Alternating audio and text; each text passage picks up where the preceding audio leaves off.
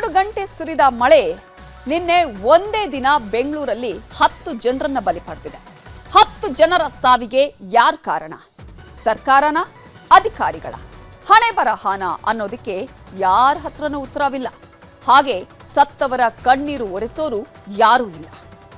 ಒಂದು ಸಣ್ಣ ನಿರ್ಲಕ್ಷ್ಯ 7 ಜನರನ್ನ ಬಲಿ ಪಡೆದಿದೆ. ಶಿವಾಜಿನಗರದ ಬೌರಿಂಗ್ ಆಸ್ಪತ್ರೆಯ ಆಡಳಿತ ಮಂಡಳಿ ಮತ್ತು ಜಿಬಿಎ ಬೇಜವಾಬ್ದಾರಿಗೆ 2 ಮಕ್ಕಳು ಸೇರಿದಂತೆ 7 ಜನ ಸಾವನ್ನಪ್ಪಿದ್ದಾರೆ. ಕಾಂಪೌಂಡ್ ಕುಸಿದು 7 ಜನ ಸತ್ತ ಮೇಲೆ ಸಿಎಂ ಬಂದ್ರು, ಪರಿಹಾರನೂ ಘೋಷಿಸಿ ಹೋದ್ರು. ಡಿಸಿಎಂೂ ಬಂದ್ರು, ಕ್ರಮ ಜರುಗಿಸ್ತೀವಿ ಅಂತ ಹೇಳಿ ಹೋದ್ರು. ಶಾಸಕರು ಬಂದ್ರು, ಆಸ್ಪತ್ರೆಯವರ ಮೇಲೆ ಹಾಕಿ ಹೋದ್ರು. ಆಮೇಲೆ ರಾತ್ರೋರಾತ್ರಿ ಎಲ್ಲ 7 ಜನರ ಮೃತದೇಹಗಳ ಮರಣೋತ್ತರ ಪರೀಕ್ಷೆನೂ ಮುಗಿಸಿ ಕುಟುಂಬಸ್ಥರಿಗೆ ಹಸ್ತಾಂತರನೂ ಮಾಡಿದ್ರು. ಆದರೆ ಸಾವನ್ನಪ್ಪಿದ 7 ಜನರ ಕುಟುಂಬದ ಕಣ್ಣೀರ ಕಥೆಗಳು ಮಾತ್ರ ಕರುಳು ಹಿಂಡತ್ತೆ. ಸಾವನ್ನಪ್ಪಿದ 7 ಜನರಲ್ಲಿ 6 ಜನ ಬೌರಿಂಗ್ ಆಸ್ಪತ್ರೆಯ ಕಾಂಪೌಂಡ್ ಮುಂದೆ ತಳ್ಳೋ ಗಾಡಿಯಲ್ಲಿ ಬಟ್ಟೆ ವ್ಯಾಪಾರ ಮಾಡ್ತಾ ಇದ್ದ ಬಡಪಾಯಿಗಳು. ಮಳೆ ಜೋರಾಯಿತು ಅಂತ ಬಟ್ಟೆಗಳನ್ನ ಸೇಫ್ ಮಾಡೋಕೆ ಹೋದ ವ್ಯಕ್ತಿನ ಕಾಂಪೌಂಡ್ ಗೋಡೆ ಬಲಿ ಪಡೆಯಿತು. ಹೆಂಡತಿ, ಮಕ್ಕಳು, ಅಣ್ಣ ಎಲ್ಲರ ಎದುರೇ ಫಯಾಜ್ ಅನ್ನುವ ವ್ಯಕ್ತಿ ನರಳಿ ಜೀವ ಬಿಟ್ಟ. ದುರಂತ ಅಂದರೆ ಫಯಾಜ್ಗೆ 1.5 ವರ್ಷದ ಪುಟ್ಟ ಮಗುವು ಇದೆ. ಈಗ ಆ ಮಗುವಿನ ಭವಿಷ್ಯ ಯಾರು ನೋಡ್ತಾರೆ? ಸರ್ ನೆನ್ನೆ ಫುಲ್ ಮಳೆ ಬಂದು ಆ ಗೋಡೆ ಎಲ್ಲ ಬಿದ್ದೋಯ್ತು ಸರ್. ಅಲ್ಲೇ ಎತ್ಕೊಂಡು ಹಾಸ್ಪಿಟ್ಲಿಗೆ ಹೋಗ್ತಾರೆ, ತುಂಬ ಸೀರಿಯಸ್ ಇದ್ದಾನೆ ಅಂತ. 1 ಅವರ್ನಲ್ಲಿ ಇಲ್ಲ ಅಂತ ಹೇಳ್ಬಿಟ್ರು ಸರ್. ಇಲ್ಲ ಸರ್, ತುಂಬ ಅನ್ಯಾಯ ಆಯಿತು ಅದು. ಆ ಗೋಡೆ ಗಟ್ಟಿಗಿದ್ರೆ ಈ ಥರ ಆಗ್ತಾನೆ ಇಲ್ಲ. ಚಿಕ್ಕ ಮಕ್ಕಳಿದ್ದಾರೆ, ಅವ್ರಿಗೆ ಅವ್ರ ಫ್ಯಾಮಿಲಿಗೆ ನೋಡೋರು ಯಾರಿಲ್ಲ. 1.5 ವರ್ಷ 3.5 ವರ್ಷ 2 ಮಕ್ಕಳಿರೋ ಚಿಕ್ಕ ಮಕ್ಕಳು. ಅವ್ರ ಫ್ಯಾಮಿಲಿಗೆ ಅವನೇ ಇರೋದು. ಬಂದಿರೋದು ಬೇರೆ ಕೆಲ್ಸಕ್ಕೆ ಬಂದಿರೋದು. ಹೆಂಡತಿ ಕರೀತಾ ಇದ್ದಾಳೆ, ಬನ್ನಿ ಹೋಗೋಣ ಅಂತ. ಆದರೆ ಇವರು ಏನೋ ಮಾಲ್ ಅದೆಲ್ಲ ಐತಲ್ಲ, ಎತ್ತಿಡಬೇಕು, ಅದಕ್ಕೋಸ್ಕರ ಎತ್ತಿಡ್ಬೇಕಂತ ಇದ್ದಿದ್ದು. ಆದರೆ ಅವ್ರ ಜೊತೆಗೆ ಅಂತ ಅಣ್ಣನೂ ಇದ್ರು, ಅವರಿಗೇನು ಆಗಿಲ್ಲ, ಇವ್ರಿಗೆ ಆಗ್ಬಿಟ್ಟಿದೆ. ಫಯಾಜ್ನ ಕುಟುಂಬದ ಕಥೆ ಇದಾದ್ರೆ, ಬೌರಿಂಗ್ ಆಸ್ಪತ್ರೆಯ ದುರಂತದಲ್ಲಿ ಸತ್ತ 7 ಕುಟುಂಬದವರದ್ದು ಒಂದೊಂದು ಕತೆ. ಈ 7 ಜನರ ಸಾವಿಗೆ ಜಿಬಿಎ ಅಧಿಕಾರಿಗಳ ನಿರ್ಲಕ್ಷ್ಯವೇ ಕಾರಣ. ಇಷ್ಟೇ ಅಲ್ಲ, ಬೆಸ್ಕಾಂನವರ ನಿರ್ಲಕ್ಷ್ಯಕ್ಕೂ ನಿನ್ನೆ 2 ಸಾವನ್ನಪ್ಪಿದ್ದಾರೆ. ಒಬ್ಬ ಕೆಜಿ ಹಳ್ಳಿಯ ಯುವಕ ಸೋಫಿಯಾನ್, ಇನ್ನೊಬ್ಬ ಜೆಪಿ ನಗರದ ರಘು.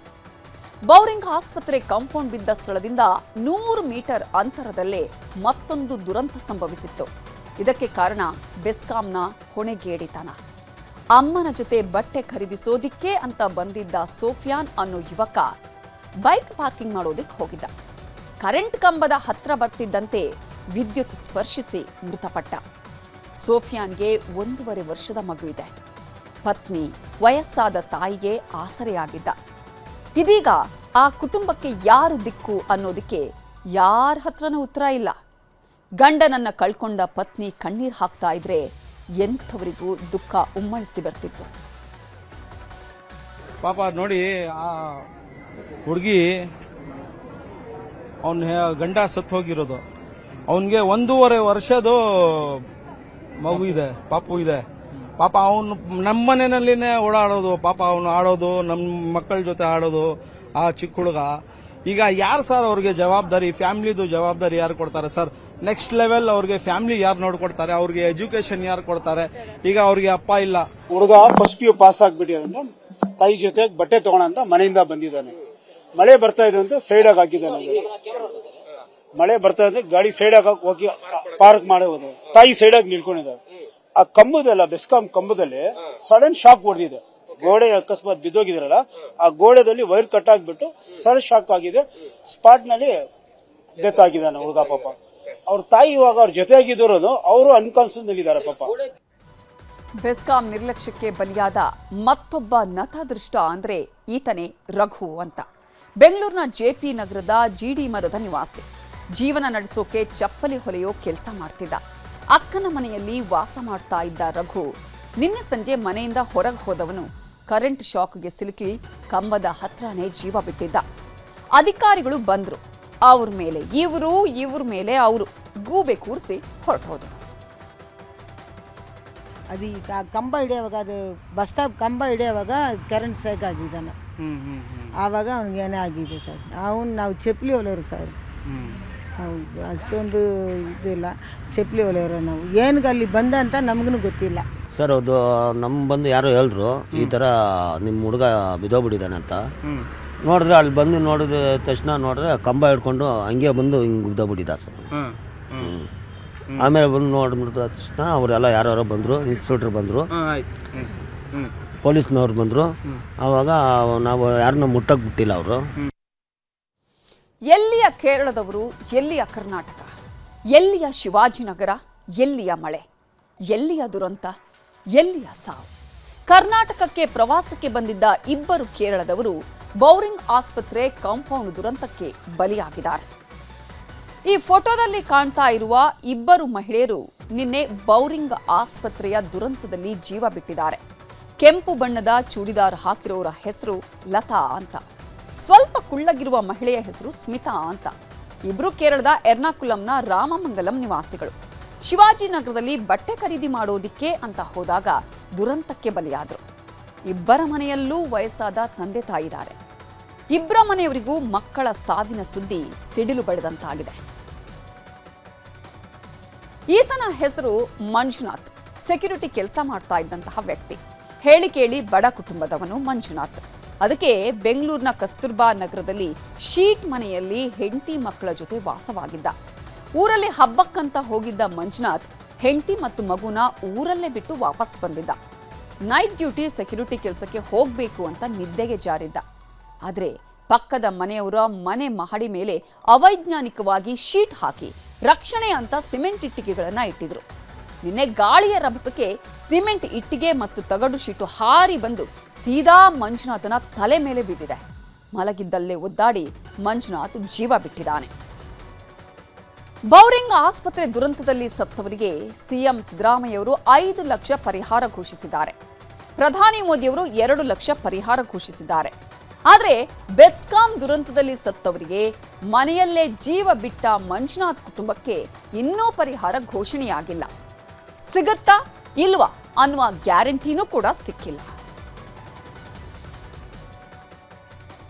ಇನ್ನು ಮತ್ತೊಂದು ಕಡೆ ನಾವು ಗಮನಿಸ್ತಾ ಹೋಗೋದಾದ್ರೆ, ಬರೀ 2 ಗಂಟೆ ಮಳೆಗೆ 10 ಜನ ಸತ್ತಿದ್ದಾರೆ ಅಂದ್ರೆ ತಮಾಷೆಯ ಮಾತಲ್ಲ. ಇದು ಸರ್ಕಾರದ ಆಡಳಿತ ವೈಖರಿಗೆ ಆಗಿರೋ ದೊಡ್ಡ ಮುಜುಗರ. ಮತ್ತೆ ಇಂತಹ ಘಟನೆಗಳು ಆಗಬಾರ್ದು ಅಂದ್ರೆ ಏನ್ ಮಾಡಬೇಕು, ಏನ್ ಮಾಡ್ತಾ ಇದೆ ಸರ್ಕಾರ ಅನ್ನೋದು ಬಹಳ ಮುಖ್ಯ. ಸದ್ಯಕ್ಕೆ ಸರ್ಕಾರ, ಪೊಲೀಸ್ ಇಲಾಖೆ, ಲೋಕಾಯುಕ್ತ ಇಲಾಖೆಯವರು ಫೀಲ್ಡ್ಗಿಳಿದಿದ್ದಾರೆ. ಬೆಂಗಳೂರಲ್ಲಿ ಭಾರೀ ಮಳೆಯಿಂದ ಅನಾಹುತಗಳಾಯಿತು. ಇವತ್ತು ವಿಧಾನಸೌಧದಲ್ಲಿ ಅಧಿಕಾರಿಗಳ ಜೊತೆಗೆ ಸಿಎಂ ಸಿದ್ದರಾಮಯ್ಯ ಹಾಗೂ ಡಿಸಿಎಂ ಡಿಕೆ ಶಿವಕುಮಾರ್ ಸಭೆ ಮಾಡಿದ್ರು. ಸಭೆಯಲ್ಲಿ ಮುಂದಿನ ಮಳೆ ಅವಾಂತರ ತಡೆಯುವ ಬಗ್ಗೆ ಚರ್ಚೆ ಮಾಡಿದ್ರು. ಸಭೆಯಲ್ಲಿ ಪಾಲಿಕೆ ಕಮಿಷನರ್, ನಗರಾಭಿವೃದ್ಧಿ ಇಲಾಖೆ ಅಧಿಕಾರಿಗಳು, ಬೆಸ್ಕಾಂ, ಬಿಬಿಎಂಪಿ ಅರಣ್ಯಾಧಿಕಾರಿಗಳು ಭಾಗಿಯಾಗಿದ್ರು. ಮತ್ತೆ ಅನಾಹುತಗಳ ಆಗದ ಹಾಗೆ ಮುಂಜಾಗ್ರತಾ ಕ್ರಮಗಳನ್ನು ಕೈಗೊಳ್ಳಬೇಕು ಅಂತ ಹೇಳಿ ಅಧಿಕಾರಿಗಳಿಗೆ ಸಿಎಂ ಸೂಚನೆ ಕೊಟ್ಟರು. ಜೊತೆಗೆ ಒಂದಿಷ್ಟು ಜನರ ತಲೆದಂಡನೂ ಆಗಿದೆ. ನಿರ್ಲಕ್ಷ್ಯದ ಆರೋಪದಡಿ ಆರೋಗ್ಯ ಮತ್ತು ಕುಟುಂಬ ಕಲ್ಯಾಣ ಇಲಾಖೆಯ ಇಂಜಿನಿಯರ್ ಅಮಾನತಿಗೆ ಸಿಎಂ ಆದೇಶ ಮಾಡಿದ್ದಾರೆ. ಕಾಂಪೌಂಡ್ ಕುಸಿಯೋದಕ್ಕೆ ಪ್ರಮುಖ ಕಾರಣ ಯಾರು? ಬೌರಿಂಗ್ ಆಸ್ಪತ್ರೆಯ ಆಡಳಿತ ಮಂಡಳಿ. ಸೊ ಈ ಹಿನ್ನೆಲೆಯಲ್ಲಿ ಬೌರಿಂಗ್ ಆಡಳಿತ ಮಂಡಳಿಯ ಮುಖ್ಯಸ್ಥರಿಗೆ ನೋಟಿಸ್ ಅನ್ನ ನೀಡಲಾಗಿದೆ. ಅಷ್ಟು ಮಾತ್ರ ಅಲ್ಲ, ಈಗಾಗಲೇ ನಿಮಗೆ ಗೊತ್ತಿದೆ 7 ಜನ ಸಾವನ್ನಪ್ಪಿದ್ದಾರೆ ಈ ಘಟನೆಯಲ್ಲಿ. ಸೊ ಮೃತರ ಸಂಬಂಧಿಕರ ದೂರನ್ನ ಆಧರಿಸಿ ಕಮರ್ಷಿಯಲ್ ಸ್ಟ್ರೀಟ್ ಪೊಲೀಸ್ ಠಾಣೆಯಲ್ಲಿ ಯುಡಿಆರ್ ಕೂಡ ಆಗಿದ್ದು ತನಿಖೆ ಚುರುಕುಗೊಂಡಿದೆ. ಬೆಂಗಳೂರು ನಗರ ಜಿಲ್ಲಾಧಿಕಾರಿ ನೇತೃತ್ವದಲ್ಲಿ ತನಿಖೆಗೆ ಸಮಿತಿಯನ್ನ ಕೂಡ ಸರ್ಕಾರ ರಚನೆ ಮಾಡಿದೆ. ಈ ಸಮಿತಿಯಲ್ಲಿ ತಹಶೀಲ್ದಾರ್, ಪಿಡಬ್ಲ್ಯೂಡಿ ನಿವೃತ್ತ ಮುಖ್ಯ ಇಂಜಿನಿಯರ್ಗಳು, ತಜ್ಞರೂ ಇರ್ತಾರೆ. ಇನ್ನು ಬೌರಿಂಗ್ ಆಸ್ಪತ್ರೆಯವರು ಕಾಮಗಾರಿಗೆ ಅನುಮತಿ ಪಡೆದಿದ್ರಾ ಇಲ್ವಾ ಅನ್ನೋದನ್ನ ಪರಿಶೀಲನೆ ಮಾಡಬೇಕು.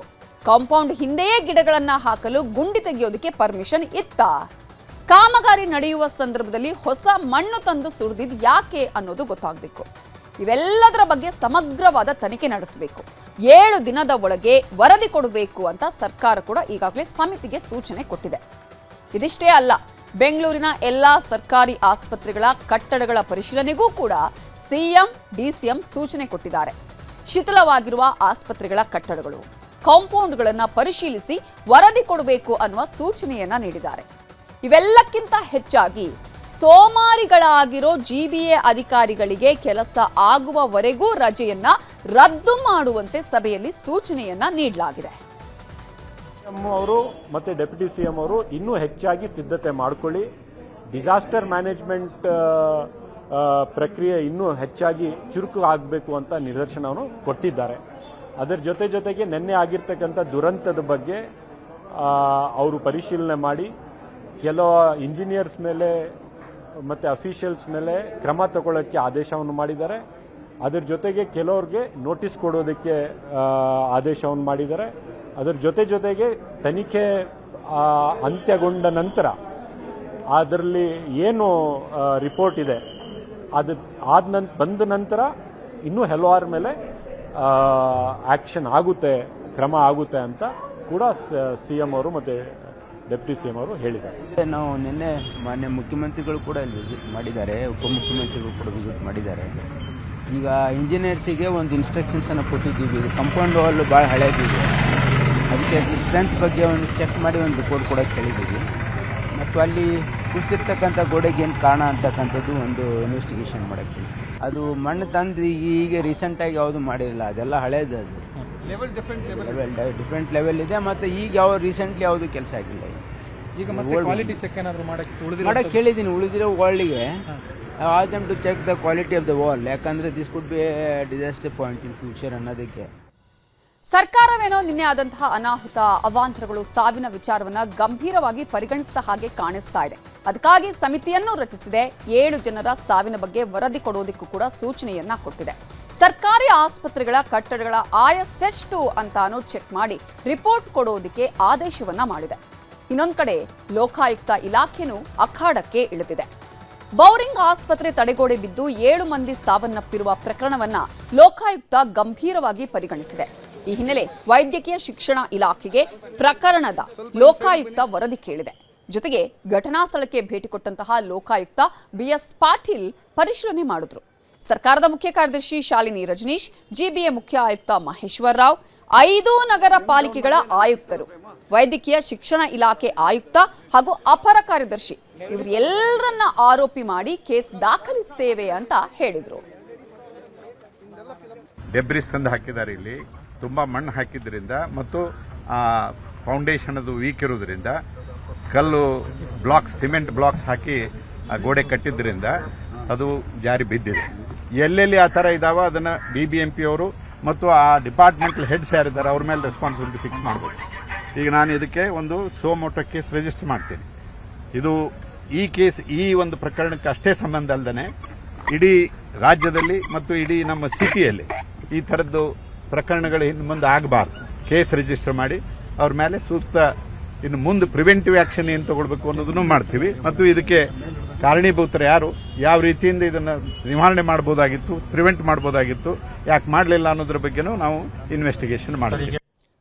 ಲೋಕಾಯುಕ್ತರು ಹೇಳಿದಂತಹ ವಿಚಾರ ಗಂಭೀರವಾದದ್ದು, ಹಾಗೆ ಶ್ಲಾಘನೀಯ ವಿಚಾರ ಕೂಡ. ಆದರೆ ಬೌರಿಂಗ್ ಆಸ್ಪತ್ರೆ ತಡೆಗೋಡೆ ಬಿದ್ದು 7 ಮಂದಿ ಸಾವನ್ನಪ್ಪಿದ ಜಾಗಕ್ಕೆ ಎಲ್ಲಾ ಪಕ್ಷದ ನಾಯಕರು ಭೇಟಿ ಕೊಡ್ತಿದ್ದಾರೆ. JDS MLC ಶರವಣ ಭೇಟಿ ಕೊಟ್ಟು ಪರಿಶೀಲನೆ ಮಾಡಿ ಗಾಯಾಳುಗಳ ಆರೋಗ್ಯವನ್ನೂ ವಿಚಾರಿಸಿದ್ರು.